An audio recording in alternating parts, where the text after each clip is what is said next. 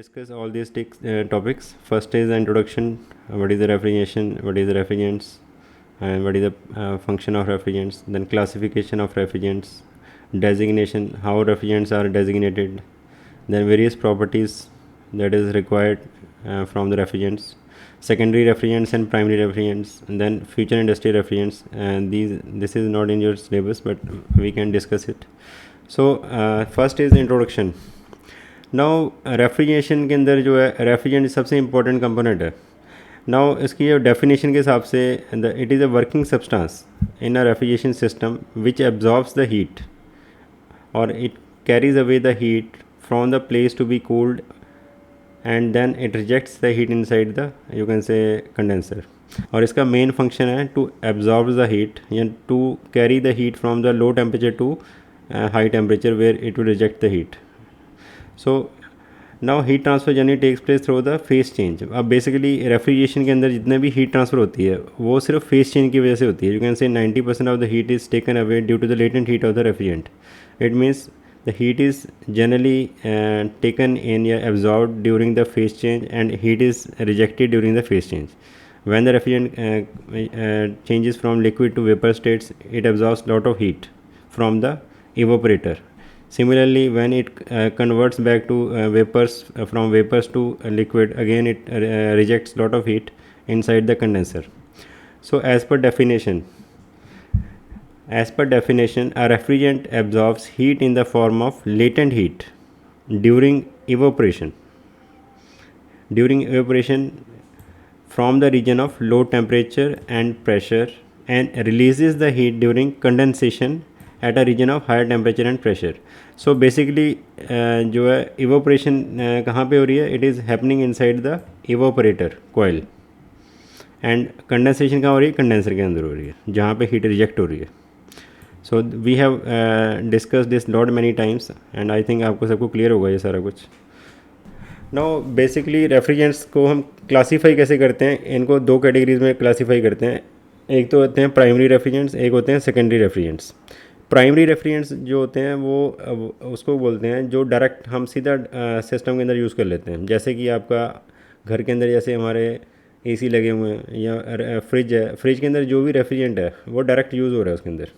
So primary refrigerants are use directly for the purpose of refrigeration, but most of the times we have the refrigerants we have available with us are mostly either they are toxic or they are some form of, you can say, they pose danger to the human beings in this way or that way. मतलब कहीं ना कहीं कुछ ना कुछ उनमें मतलब कोई ना कोई उसमें जो है कॉन्टेक्ट में आने से नुकसान हो सकता है या नुकसान होने के चांसेस होते हैं. So in that cases we generally what we do is we don't use them as a direct refrigerants, but we use intermediate refrigerant for them that will discuss later on. 134A, R22 and R11, all these are examples of primary refrigerants. जितने भी ये refrigerants हैं ये primary refrigerants हैं जो directly use हो रहे हैं सिस्टम के अंदर. So these are the examples of primary refrigerants. Now secondary refrigerants क्या होते हैं? सेकेंड जो फॉर्म है, there may be the certain situations where we can not allow the refrigerants to come in contact with the items being refrigerated. मैंने जैसे तुम्हें बताया था कि ऐसी कई कंडीशंस हो सकती हैं जिसमें कि रेफ्रिजरेंट जो है डायरेक्ट कॉन्टैक्ट में नहीं आने चाहिए. यहाँ हो सकता है कि हम जिस चीज़ को कूल कर रहे हैं, जैसे कोल्ड स्टोरेज है या कहीं ऐसी जगह है जहाँ पे लाइक आइसक्रीम इंडस्ट्री है, अगर वहाँ पे डायरेक्ट कॉन्टैक्ट में आते हैं रेफ्रिजरेंट, तो इन दैट केस इट में you can say poison the substance, it में you can say deteriorate the items. तो ऐसी जगह पे हम जो है प्राइमरी रेफ्रिजरेंट डायरेक्ट यूज़ नहीं करते. What we will do, we use secondary refrigerants. So secondary refrigerants जो होते हैं they help to reduce the danger. What we do is we first cool the secondary refrigerant from with the help of primary refrigerant and then we cool the refrigerated space with the help of secondary refrigerants. यानी कि इसको indirect way में use करें हम. Primary refrigerant को direct contact में लेके नहीं आते. पहले हम क्या करते हैं, we first cool down the secondary refrigerant. Suppose करो we are using water as a secondary refrigerant. So first we will cool down the refrigerant water with the help of primary refrigerant, and then that we circulate the secondary refrigerant to that place where we want to do refrigeration. So next is the designation. Designation मतलब कि उनको refrigerants को किस तरह से हम जो है उनका नॉमेनक्लेचर करते हैं. इस पर you can say American Society of Refrigerating Engineers, they have developed a certain conventions that can be used for the naming of different types of refrigerants. तो बेसिकली अभी तक जितने भी हमारे स्टैंडर्ड्स होते हैं उसमें American society of refrigerating engineers इनका काफ़ी इंपॉर्टेंट रोल है, because this society is suppose to be you can say one of the very advance society and which always remain ahead of the other organisations. 3 digit nomenclature की help से हमको designate कर सकते हैं, जिसमें कि first जो डिजिट है, the first digit represents the number of carbon atoms. The second digit जो है it stands for number of hydrogen atoms. जो थर्ड डिजिट है वो फ्लोरीन कितने एटम्स है उसको डेजिग्नेट करेगा. यानी कि सबसे पहला फर्स्ट डिजिट हो गया कार्बन एटम्स का, सेकंड हो गया हाइड्रोजन एटम का, और थर्ड हो गया fluorine atoms. So this is the basic nomenclature which is you can से used for naming of the refrigerants. Now यहाँ नीचे ये स्ट्रक्चर देखो, यहाँ पे दिख रहा है. Now there are 2 fluorine atoms, 1 carbon atom, 1 hydrogen and 1 chlorine atom. Now in this case, this chemical formula R22 is given as CHClF2. Now there is a 1 carbon atom, so there is 1 C. There is 1 hydrogen atom, so it becomes H. 1 chlorine, it becomes CHCl, and F. There are 2 fluorine atoms, so it becomes CHClF2. So scientifically we call it as a monochloro-difluoromethane. So it is not very difficult. Similarly, here you can see here there are 4 fluorine atoms, 2 hydrogen atoms, 2 carbon atoms in this case. दिख रहे हैं सबको? So here there are 2 carbon atoms at the center of the molecule. There are 4 fluorine atoms, 1, 2, 3, 4, and 2 hydrogen atoms. So simply we name this compound as C2H2F4. So this compound becomes tetrafluoro. Tetra means 4. Tetrafluoroethane. Ethane का जो formula होता है वो होता है C2H2. So tetrafluoroethane, simply we name this compound as tetrafluoroethane. Now generally inorganic refrigerants can be used you can say for the multiple applications. They may be used for domestic applications, they may also be used for you can say industrial applications. So they have a you can say wide horizon for the this usability. Now here in this table you can see this is ammonia. Ammonia is very you can say commonly used compound in our laboratory also, and which is a you can say it is a mixture of 1 nitrogen and 3 hydrogen atom. So its chemical formula is NH3. You know that ammonia is one of the oldest refrigerant, and it is very popular at one time. It was very popular for you can say vapor absorption as well as vapor compression systems, and it is still used in ice plants because it is very cheap and very efficient refrigerant. But there is a very big drawback of ammonia, that it is very toxic. So that is why it has been banned nowadays.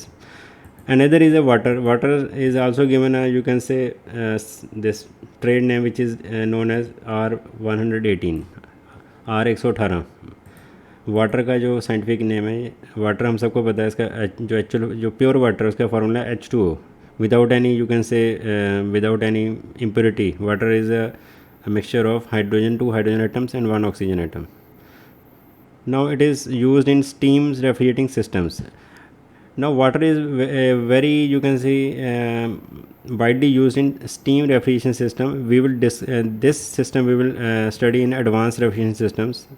So अभी आपका जो है आगे पढ़ेंगे, लेकिन ये एक तरह का सिस्टम है जिसमें वाटर जो है कॉमनली यूज़ होता है. एयर जो है, एयर का ट्रेड नेम है 729. Air is also you can से very commonly used employed refrigerant. Sometimes it is used as a secondary refrigerant, sometimes it can be used as a primary refrigerant, like in all the aircrafts, in all the aerospace industries. Just it is not very efficient, this is a drawback, otherwise air is still used in aerospace industries. Another refrigerant is carbon dioxide. Carbon dioxide is generally used as a, you can say, solid carbon dioxide as a dry ice, which is still used for shipping industries and for transportation. We usually compress the carbon dioxide and make a, you can say, convert it into at high pressure and very low temperature into a solid ice, and then we fill this ice into the void spaces in the inside the container this walls, to just where we want to transport the, you can say, perishable items. There is another substance which is sulfur dioxide. Now you can see carbon dioxide is very inert gas. It does not have any, you can say, bad effect. Carbon is very inert, non-inflammable, easily available. But sulfur dioxide is very toxic, but it is very efficient also. So but it nowadays it has been banned, so we have not given any application where it is used. Now what are the desirable properties of an ideal refrigerant? Now basically we assess the properties of refrigerants on the three bases. First is the thermodynamic properties, second is the working conditions, and third is the physical properties. तीन तरह से हम उनकी properties को जो है analyse करते हैं. नाउ लेट अस सी कौन कौन सी जो है इसमें आती हैं थर्मोडायनेमिक्स के अंदर. तो फर्स्ट जो थर्मोडायनेमिक्स प्रॉपर्टीज़ के अंदर जो हमारा सिस्टम आता है, उसमें आता है boiling point, freezing point, evaporator and condenser pressure, and latent heat of refrigerant. Now सबसे फर्स्ट जो ये पॉइंट है, इट इज़ बॉइलिंग पॉइंट. किसी भी रेफ्रिजरेंट का जो बॉइलिंग पॉइंट है वो कम होना चाहिए रेफ्रिजरेंट का. इसी तरह से उसका फ्रीजिंग पॉइंट जो है बहुत ज़्यादा हाई होना चाहिए, मतलब बहुत हाई का मतलब बहुत लो होना चाहिए. फ्रीजिंग पॉइंट मीन्स कि जिस जो उसका ऑपरेटिंग टेम्परेचर है, डेटा से जैसे अमोनिया है, उसका ऑपरेटिंग टेम्परेचर है एवापोरेटर के अंदर आई थिंक -32 डिग्री सेल्सियस. तो फ्रीजिंग पॉइंट उसका इट शुड बी अबव -70 और -80 डिग्री सेल्सियस. यानी कि फ्रीजिंग पॉइंट के अंदर और जो ऑपरेटिंग टेम्परेचर के बीच में बहुत सारा डिफरेंस होना चाहिए. अदरवाइज़ क्या होगा कि if there is not the difference is not very high, so it may happen that sometimes at one point the refrigerant may, you can say, choke the system, because due to the freezing point it may freeze inside the expansion valve, or it may choke the system. So freezing point should be, you can say, very low. It should be, you can say, quite away from the normal operating temperature. Third one is the evaporator and condenser pressure. अब इसमें अगर आप ध्यान से check करो तो evaporator pressure जो है वो नॉर्मली एटमॉस्फेरिक प्रेशर के आसपास होना चाहिए, यानी कि थोड़ा सा वैक्यूम प्रेशर चल सकता है, लेकिन मोस्टली डिज़ायरेबल ये है कि थोड़ा सा एटमॉस्फेरिक प्रेशर के से थोड़ा सा ऊपर हो. अगर वो evaporator pressure normal atmospheric pressure से ऊपर होगा तो उस केस में लीक डिटेक्शन टेस्ट करना बहुत ईजी है. अदरवाइज़ अगर वैक्यूम प्रेशर होगा तो क्या होगा कि we can not detect leak, perform leak detection test easily, because vacuum pressure में क्या होगा कि air will leak inside the system and it is very difficult to detect the leak. So evaporator pressure जो है normally atmospheric pressure के आसपास या से थोड़ा सा ऊपर होना चाहिए. कंडेंसर प्रेशर जो है it should not be very high. Otherwise condenser pressure is mostly above the atmospheric pressure. It may be 2 to 10 atmospheric pressure, but it should not be very high. क्योंकि अगर कंडेंसर प्रेशर जितना ज़्यादा high होगा उतनी हमारा जो है piping का जो मटेरियल है, या उतनी हमें थिक जो है मटेरियल यूज़ करना पड़ेगा. Then in that case our material cost becomes very high, and the weight and size of the condenser is also becomes bulky. So इसका भी जो प्रेशर है वो रीजनेबल होना चाहिए. Last is the latent heat of refrigerant. Now latent heat is a very important factor. उसको आप ऐसे समझ सकते हैं कि latent heat is a, you can say, heat carrying capacity of a refrigerant, कि कितनी हीट वो है कैरी कर सकता है per unit mass of refrigerant. जैसे लेट अस से 1 kg अगर रेफ्रिजरेंट यूज़ करें तो कितनी हीट को वो कैरी कर सकता है. जितना ज़्यादा हीट को कैरी कर सकता है उतना ही वो ज़्यादा एफिशिएंट होगा, उतना ही हमें कम क्वांटिटी में रेफ्रिजरेंट यूज़ करना पड़ेगा. समझ आ रहा है?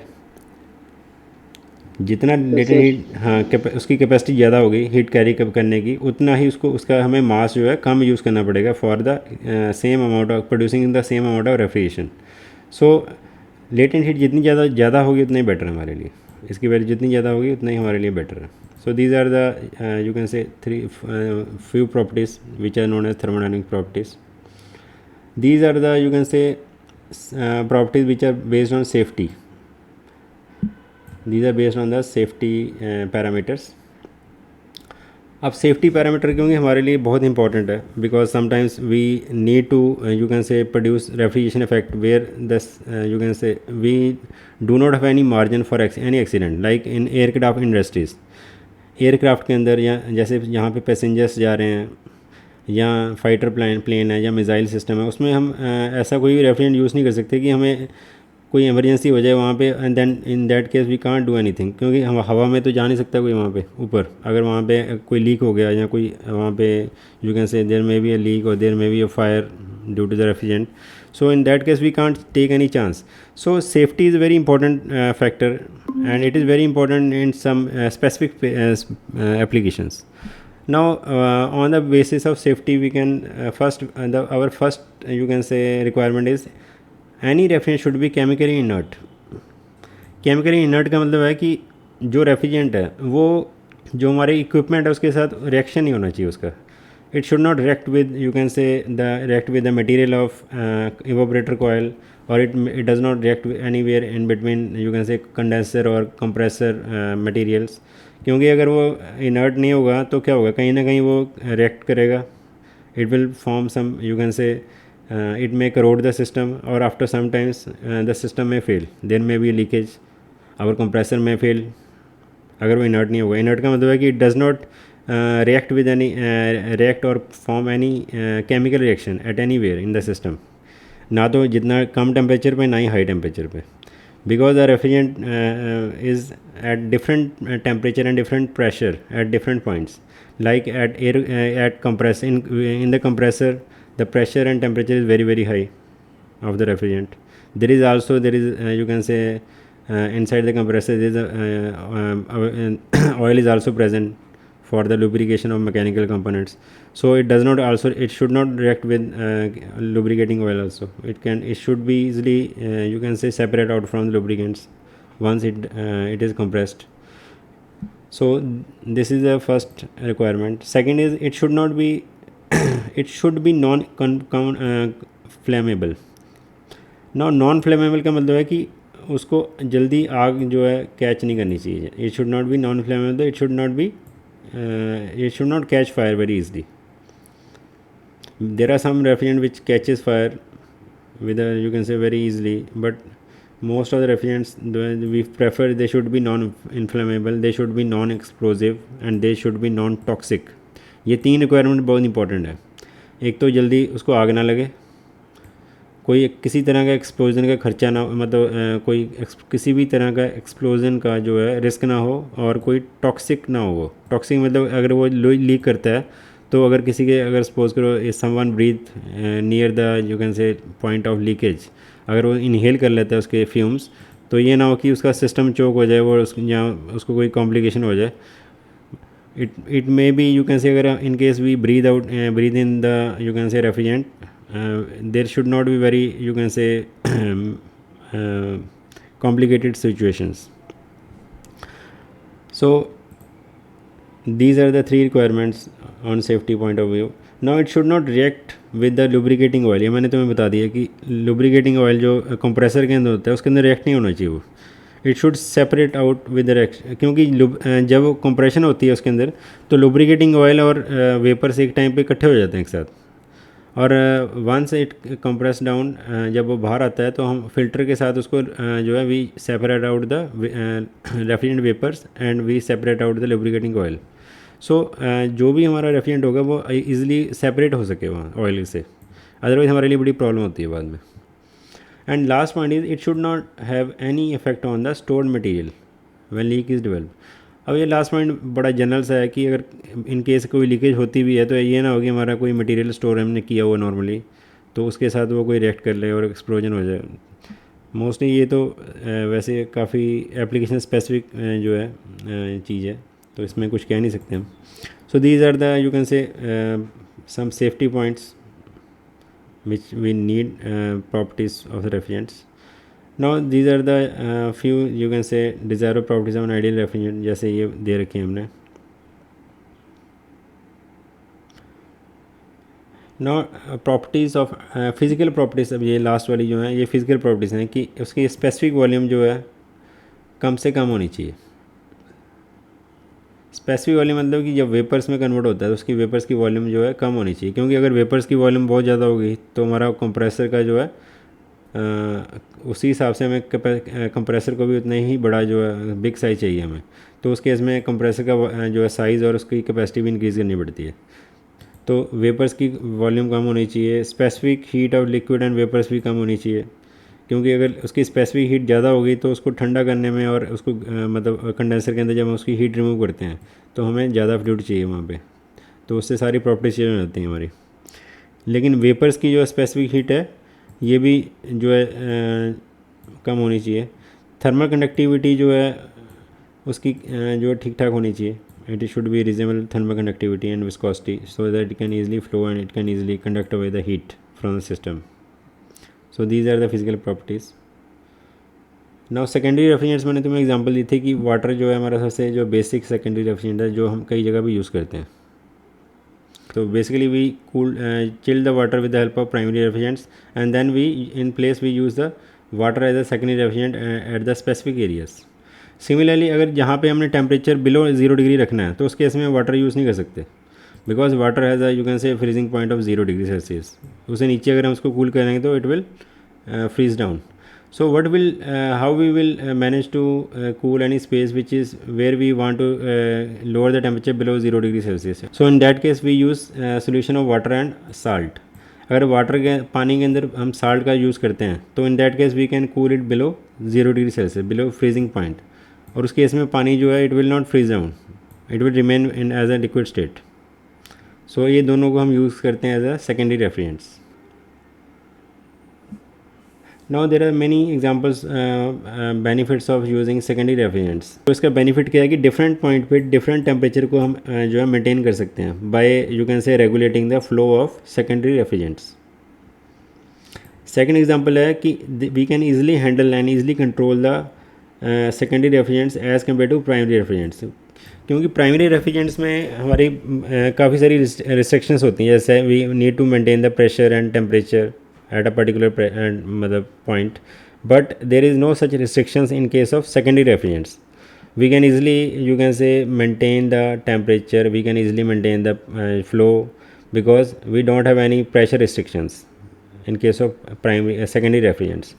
अब दोनों जगह पे डिफरेंट टेम्परेचर है, एक ही जगह पे we want to maintain -6 degree Celsius, at one place we want to maintain between 25-24 degree Celsius, तो दोनों जगह पे टेम्परेचर डिफरेंशियल बहुत है।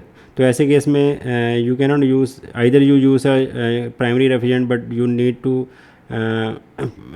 Install two separate units.